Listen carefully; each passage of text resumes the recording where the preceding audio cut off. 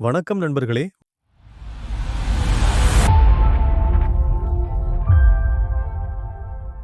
Nellai Palayamkottai KTC நகர் பகுதியை சேர்ந்தவர் சரவணன். இவரது மனைவி கிருஷ்ணகுமாரி. இந்த தம்பதிக்கு சுர்ஜித் என்ற மகனும் சுபாஷினி என்ற ஒரு மகளும் உள்ளனர். சரவணனும் கிருஷ்ணகுமாரியும் மணிமுத்தாறு பட்டாலியன் போலீஸில் சப் இன்ஸ்பெக்டர்களாக பணிபுரிந்து வருகின்றனர். இதற்கு முன் சரவணனின் குடும்பத்தினர் தூத்துக்குடியில் வசித்து வந்தனர். அப்போது அவரது மகள் படித்த பள்ளிக்கூடத்தில் ஏரல் அருகே உள்ள ஆறுமுகமங்கலம் பகுதியை சேர்ந்த விவசாயி சந்திரசேகர் மகன் கவின்குமார் படித்துள்ளார். அப்போது பள்ளியிலேயே 2 பேருக்கும் இடையே பழக்கம் ஏற்பட்டு காதலித்து வந்தனர். பள்ளி கல்லூரி படிப்பை முடித்த கவின்குமார் சென்னை துறைப்பாக்கத்தில் தகவல் தொழில்நுட்ப என்ஜினியராக பணிபுரிந்து வந்தார். கவின்குமார் அடிக்கடி பாளையங்கோட்டைக்கு சென்று தனது காதலியை சந்தித்து பேசிவிட்டு சென்றதாக கூறப்படுகிறது. இந்த காதல் விவகாரம் இளம் பெண்ணின் குடும்பத்தினருக்கு தெரிய வந்தது.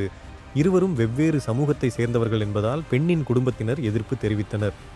விடுமுறையில் ஊருக்கு வந்திருந்த கவின் நேற்று முன்தினம் பகலில் தனது தாத்தாவை சிகிச்சைக்காக பாளையங்கோட்டை கேடிசி நகரில் உள்ள ஒரு சித்தா ஆஸ்பத்திரிக்கு அழைத்து வந்தார். அப்போது அங்கு வந்த சுர்ஜித் கவினை பேசுவதற்காக அழைத்துச் சென்றார். சிறிது நேரத்தில் தான் மறைத்து வைத்திருந்த அரிவாளால் கவினை சரமாரியாக வெட்டி கொலை செய்துவிட்டு தப்பி சென்று விட்டார்.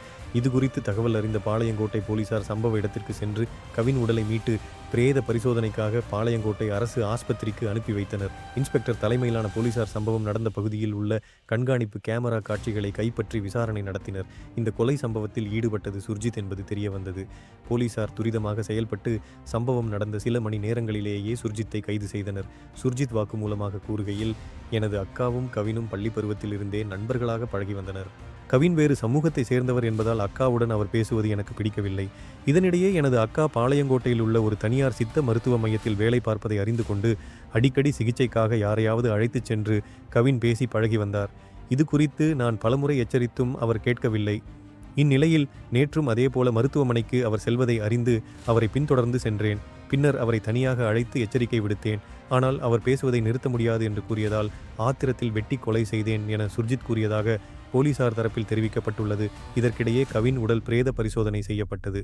ஆனால் அவரது உடலை வாங்க குடும்பத்தினர், உறவினர்கள் யாரும் வரவில்லை. இதனால் அவரது உடல் அரசு ஆஸ்பத்திரியில் பாதுகாப்பாக வைக்கப்பட்டு உள்ளது. அப்பொழுது கவின் கொலை தொடர்பாக போலீஸ் தம்பதிகளான சரவணன், கிருஷ்ணகுமாரி ஆகியோர் மீது வழக்கு பதிவு செய்ய வேண்டும். அவர்கள் 2 பேரையும் கைது செய்ய வேண்டும். அதுவரை கவினின் உடலை வாங்க மாட்டோம் என்று தெரிவித்து போராட்டத்தில் ஈடுபட்டனர். போலீசார் தொடர்ந்து அவர்களிடம் பேச்சுவார்த்தை நடத்தினார்கள். நீண்ட நேர பேச்சுவார்த்தைக்கு பின்னர் உடன்பாடு ஏற்பட்டது. அதாவது 24 மணி நேரத்தில் போலீஸ் தம்பதியை கைது செய்வோம் என்று போலீசார் தெரிவித்தனர். இது குறித்து விடுதலை சிறுத்தைகள் கட்சித் தலைவர் திருமாவளவன் வெளியிட்டுள்ள அறிக்கையில் கூறியிருப்பதாவது, இந்த கொடூர ஆணவ கொலைக்கு உடந்தையாக இருந்த சுபாஷினியின் பெற்றோர் இன்னும் கைது செய்யப்படவில்லை. காவல்துறையில் பணியாற்றும் அவர்கள் இருவரையும் உடனடியாக கைது செய்ய வேண்டும். அவர்களை காவல்துறை பணியிலிருந்து நிரந்தரமாக நீக்க வேண்டும். தென் மாவட்டங்களில், குறிப்பாக திருநெல்வேலி, தூத்துக்குடி மாவட்டங்களில் ஆதிக்க சாதி வெறி கொலைகள், சாதி வெறி தாக்குதல்கள் தொடர்ந்து நடைபெறுவது வேதனையளிக்கிறது. ஆணவ கொலைகளை தடுப்பதற்கான சட்டத்தை இந்திய சட்ட ஆணையம் வடிவமைத்து பல ஆண்டுகளாகியும் இன்னும் நிறைவேற்றப்படாமல் இருக்கிறது. ஆணவ கொலைகளை தடுப்பதற்கான சட்டத்தை உடனடியாக மாநில அரசு உருவாக்க வேண்டும் என கேட்டுக்கொள்கிறோம். இதனிடையே கவின் காதலித்ததாக கூறப்படும் பெண்ணிடமும் காவல்துறை விசாரணையில் இறங்கியுள்ளது.